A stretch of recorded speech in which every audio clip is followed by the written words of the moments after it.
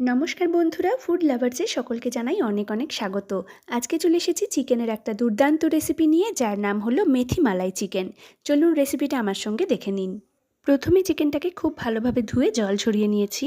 এবার এটা ম্যারিনেশনের জন্য দিয়ে দেব 2 চামচ পরিমাণ রসুন বাটা, 2 চামচ পরিমাণ আদা বাটা। আদা আর রসুনটা কিন্তু জল ছাড়াই বাটতে হবে, যাতে এটা পাতলা না হয়ে যায়।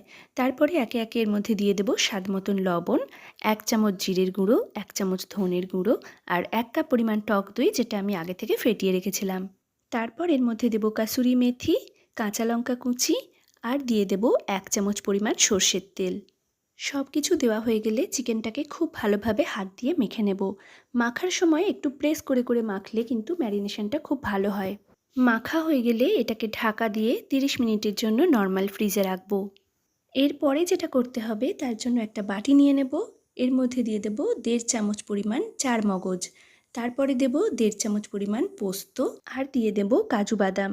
এগুলোকে হাফ কাপ গরম জল দিয়ে ভিজিয়ে রাখবো 30 মিনিটের জন্য। তারপর এটার একটা পেস্ট তৈরি করে নেব। কড়াতে দিয়ে দিচ্ছি 3 চামচ সাদা তেল। এই 3 চামচ তেলেই কিন্তু আমি রেসিপিটা তৈরি করব। ফোড়নের জন্য দিয়ে দেব একটা শুকনো লঙ্কা, একটা তেজপাতা আর দিয়ে দেব গোটা গরম মশলা, যার মধ্যে ছিল এলাচ, লবঙ্গ, দারচিনি, গোলমরিচ আর জয়িত্রী। ভালোভাবে কিছুক্ষণ নাড়াচাড়া করে নেব। যখন ফোড়নগুলো ভাজার একটা সুন্দর গন্ধ বেরোবে, এর মধ্যে দিয়ে দেব কাশ্মীরি লঙ্কার গুঁড়ো। এটা আমি তেলের উপর দিই, তাতে রান্নার কালারটা খুব ভালো আসে। মনে রাখবেন, এই কাশ্মীরি লঙ্কার গুঁড়োটা তেলের উপর দেওয়ার সময় কিন্তু গ্যাসের ফ্লেমটা একদম লো রাখতে হবে। না হলে কিন্তু মশলাটা পুড়ে যাওয়ার চান্স থাকে, সেক্ষেত্রে কালারটা কিন্তু কালো হয়ে যাবে। দিয়ে দিয়েছি পেঁয়াজ কুচি।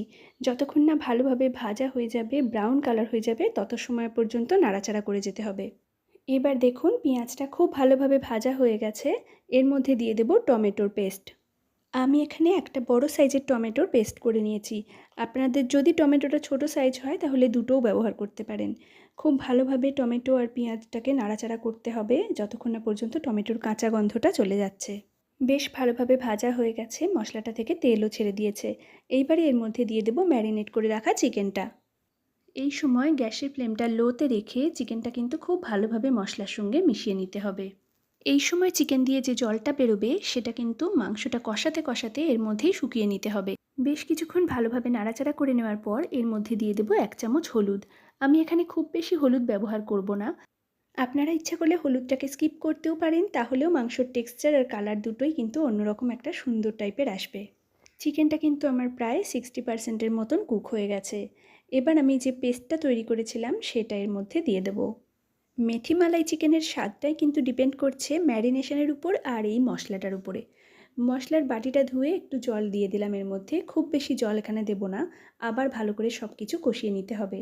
এই পেস্টটা দেওয়ার সময় গ্যাসের ফ্লেমটা কিন্তু মিডিয়াম রাখতে হবে, আর মিডিয়াম আঁচেই এটা খুব ভালোভাবে নাড়াচাড়া করতে হবে, না হলে কিন্তু মশলাটা পুড়ে যাওয়ার চান্স থাকবে। মশলাটা যখন খুব ভালোভাবে চিকেনের সাথে মিশে যাবে আর মশলাটা থেকে তেল ছাড়া শুরু করবে, তখন এর মধ্যে দিয়ে দেব পরিমাণ মতন জল।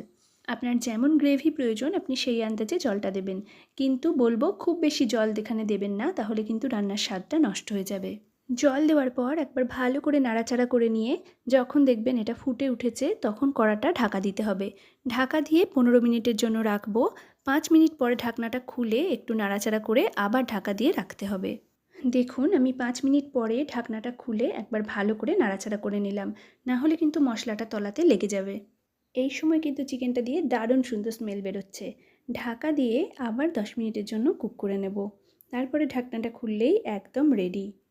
চিকেনটা নামানোর আগে এর মধ্যে দিয়ে দেব 1 চামচ গরম মশলার গুঁড়ো আর একটু কাসুরি মেথি পাতা হাতে ক্রাশ করে নিয়ে ওপর থেকে ছড়িয়ে দেব। একদম পারফেক্টভাবে দুর্দান্ত স্বাদের তৈরি হয়ে গেছে আমাদের মেথি মালাই চিকেন। অবশ্যই আপনারা এটা বাড়িতে ট্রাই করবেন, আর কেমন লাগলো একটা কমেন্ট করে জানাবেন। আর আজকের ভিডিওটা ভালো লাগলে একটা লাইক করে অবশ্যই চ্যানেলটা সাবস্ক্রাইব করে দেবেন। আরও অনেক নতুন নতুন school tiffin idea, recipe video নিয়ে আসছি আপনাদের জন্য। সবাই ভালো থাকবেন, সুস্থ থাকবেন। ধন্যবাদ।